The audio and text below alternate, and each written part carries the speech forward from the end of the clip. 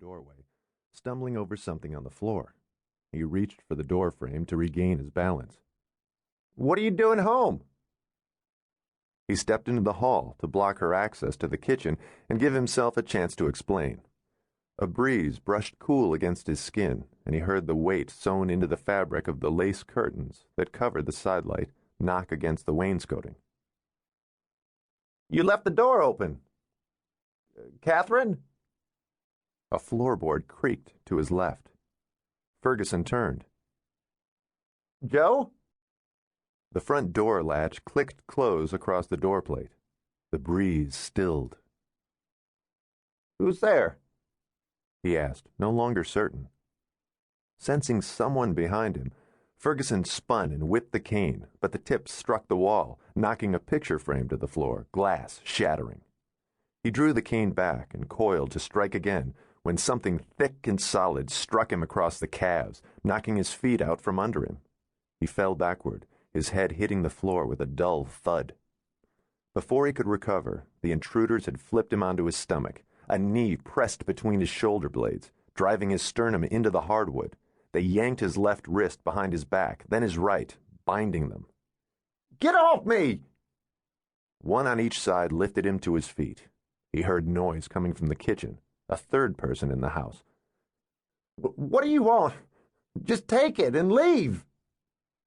The front door shuddered open. The breeze again blew stiffly in his face. They tugged and pulled him toward the door.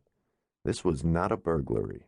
There was a familiarity to the swiftness and efficiency of the assault. Snatch and grab, they had called it. He planted his feet, fighting for traction, but his heels slipped on the hardwood, offering little resistance. Using the men on each side for leverage, he reared back and kicked out, wedging a foot against the door jamb. A blow to his shin knocked it free, sending needles of pain radiating up his leg. The men pulled him across the threshold onto the porch and down the steps, the boards creaking beneath their weight. The dogs continued to bark. From the direction of the sound, Ferguson realized they had been penned. Gravel jabbed the soles of his feet. Behind him, shoes crunched rocks, the third person following. He yelled over his shoulder. "Just tell me what you—" A jab to the lower back, the butt of a rifle, silenced him. The sharp pain flared down both legs, but Ferguson knew the force had been tempered, a warning to shut up and cooperate. Not that yelling would do him any good. The farm was set well off the main road, and the wind, blowing in gusts, would swallow his voice along with the dogs barking. No one would hear him. More important, Ferguson now knew the men were armed. Why? What could they possibly want from him? The gravel ended. He felt dirt beneath his feet, but the familiar soil did not bring comfort. Stored images recreated the layout of his farm and the intruder's path. They were dragging him to the barn. Panic brought another rush of adrenaline, and with it strength. He dug in his left heel and jerked free his right shoulder, lunging at the spot on his left where he'd heard heavy breathing. The top of his head struck solid.